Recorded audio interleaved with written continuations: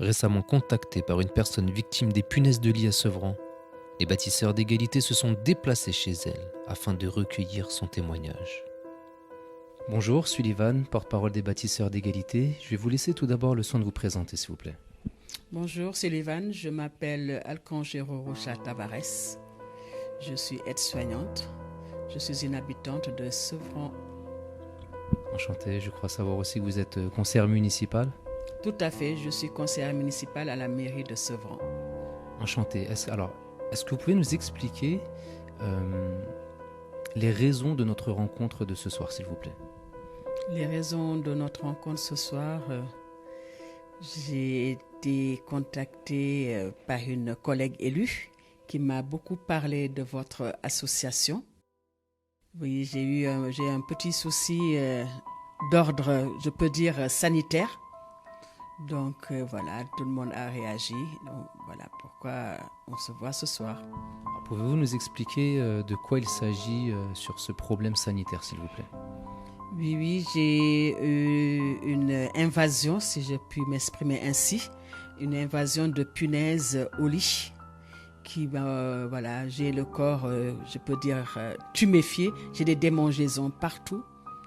Voilà, j'ai contacté les services du bailleur et de la mairie et j'attends toujours leur réponse.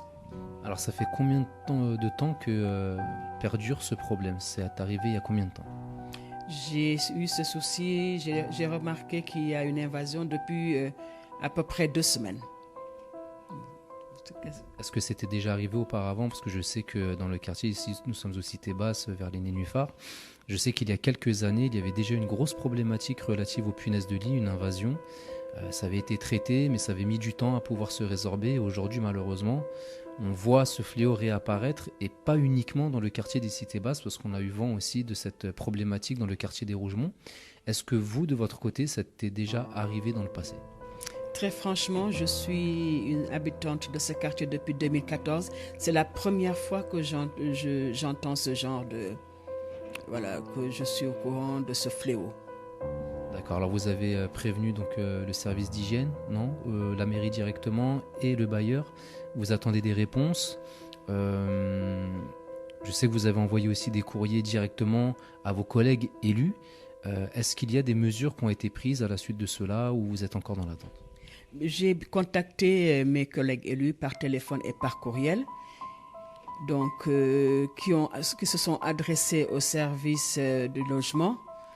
Donc le responsable m'a signifié qu'ils peuvent rien, que la ville ne peut pas mettre à ma disposition un logement communal comme j'ai demandé en attendant de résorber le problème, et que il y aura une prise en charge de ma part pour la désinfection, donc de contacter directement des sociétés de désinfection, chose que je ne peux pas faire pour l'instant vu les moyens qui sont un peu...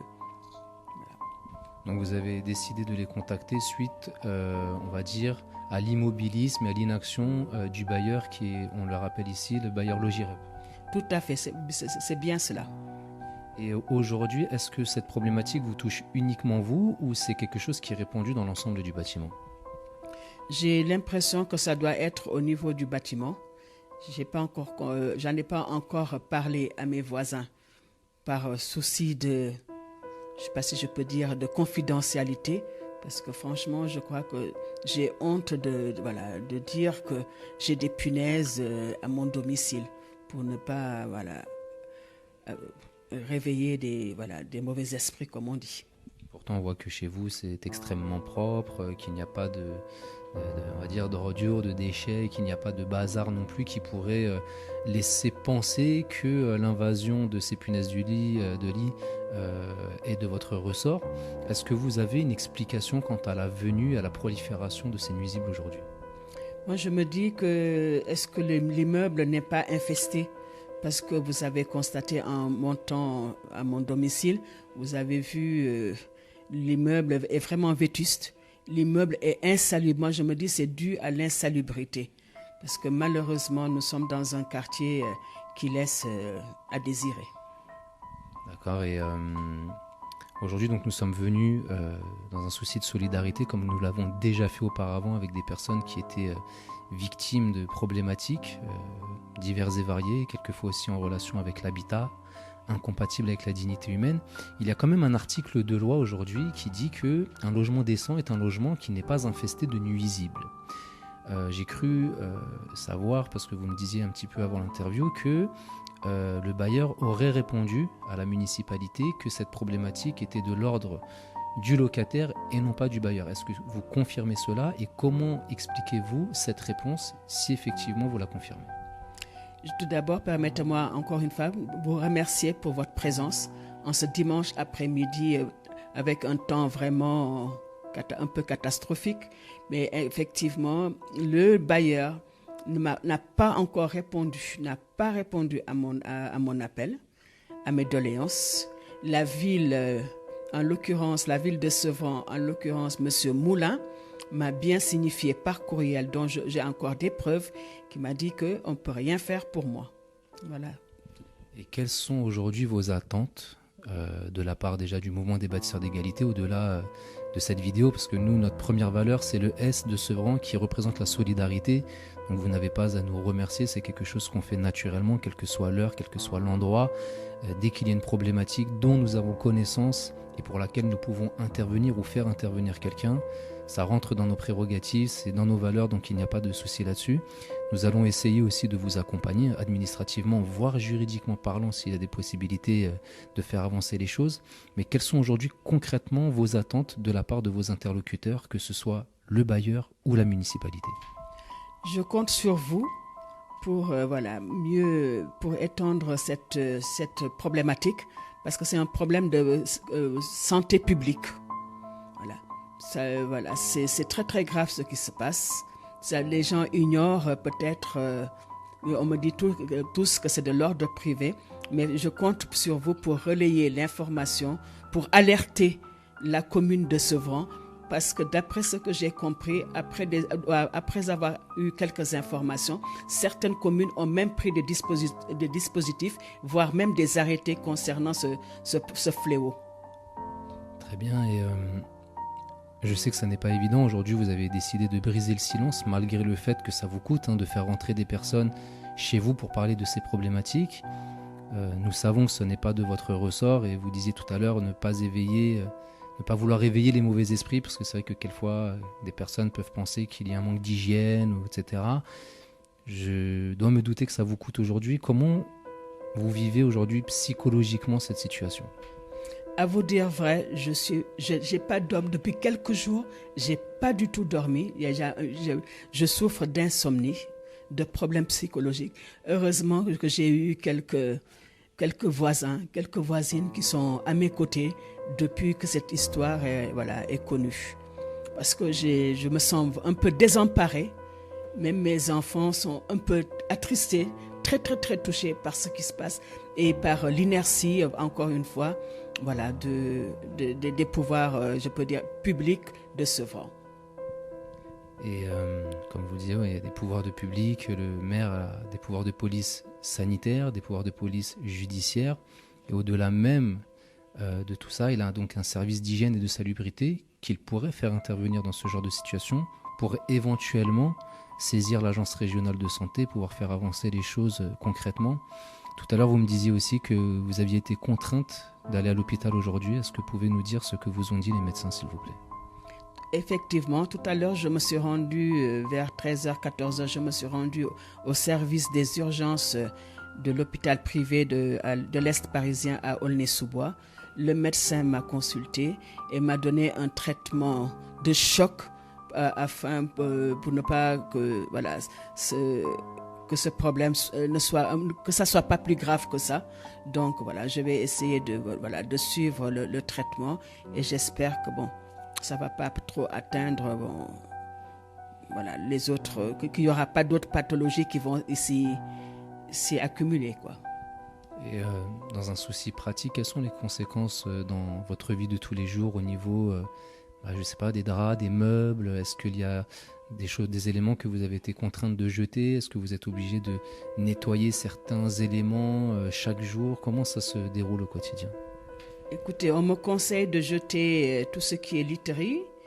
On me conseille de jeter pas mal de choses et de désinfecter la maison. Mais je me dis, si je jette et que je rachète encore de la literie ou bien des meubles et que l'environnement n'a pas été désinfecté, pour moi, ça ne sert à rien, quoi. Et ça va être de l'argent jeté par la fenêtre.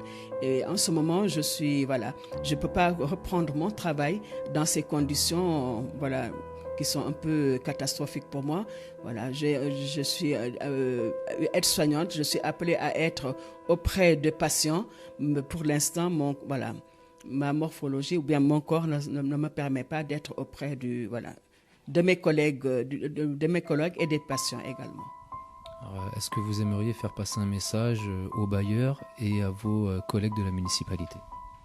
Tout à fait. J'aimerais, je ne profite pas de ma petite personne d'élu.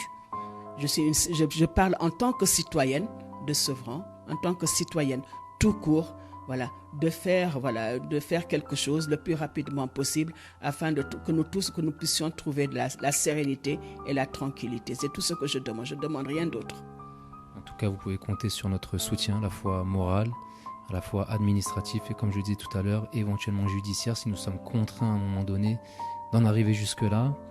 Je vous souhaite beaucoup de courage en tout cas et nous allons pouvoir discuter avec vous des procédures que nous allons pouvoir entamer ensemble et vous pouvez compter sur notre soutien aujourd'hui et à l'avenir et si cette problématique concerne également vos voisins, nous serons là pour eux aussi pour éviter la propagation de ce fléau et pour faire en sorte de pouvoir le résorber le plus rapidement possible et que vous puissiez retrouver pas grand-chose. C'est juste de la dignité que nous demandons.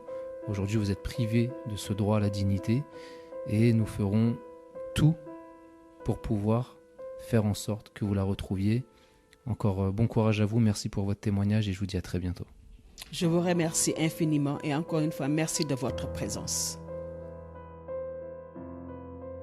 Comment expliquer qu'un bailleur, face à un tel fléau sanitaire, reste immobile et ne souhaite pas aider ses locataires à éradiquer ces nuisibles ? N'en aurait-il que faire de leur bien-être et de l'entretien de son patrimoine immobilier ?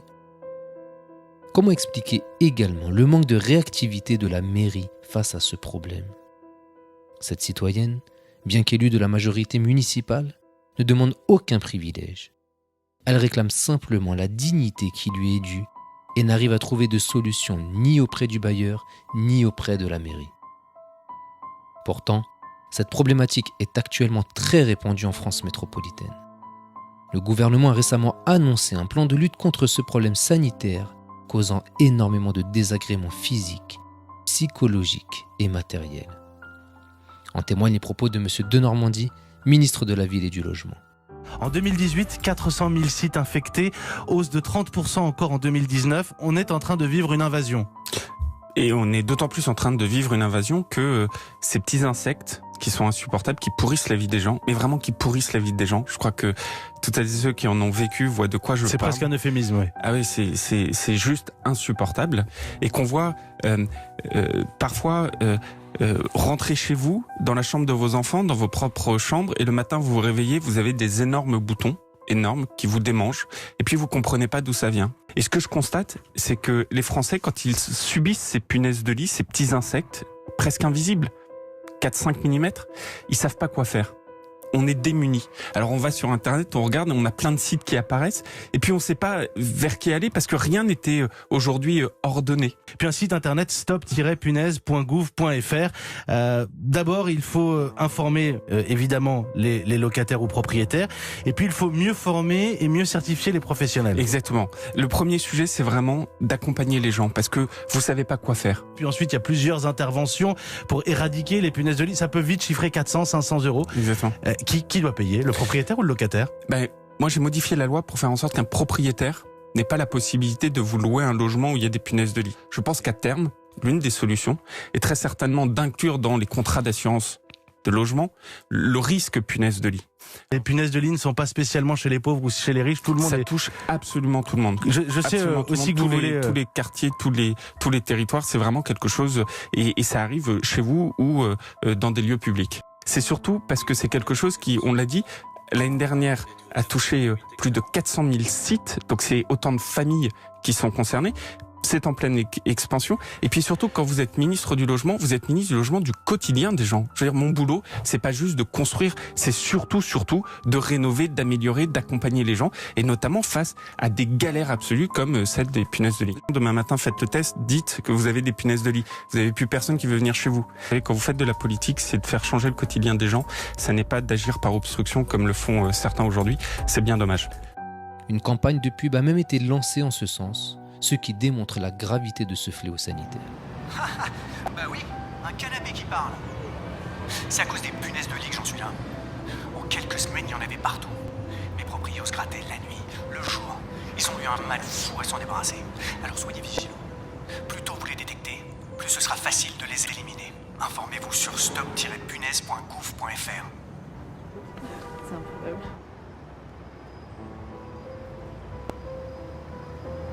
Vous savez quoi?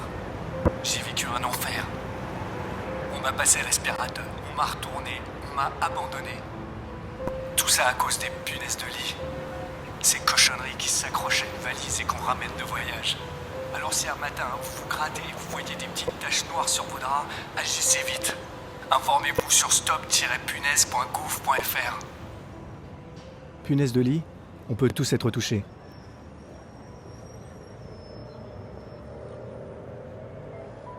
Une fois de plus, la ville de Sevran se démarque par sa nonchalance face à une problématique sanitaire croissante, pendant que le gouvernement a une vision plus éclairée sur le sujet. L'État lui-même souhaite apporter sa solidarité aux personnes exposées à cette difficulté, pendant que les autorités locales ont visiblement d'autres préoccupations que le bien-être des Sevranais en ces périodes électorales. Y aurait-il des intérêts personnels plus importants que l'intérêt général ? Encore une fois, chacun se fera son opinion.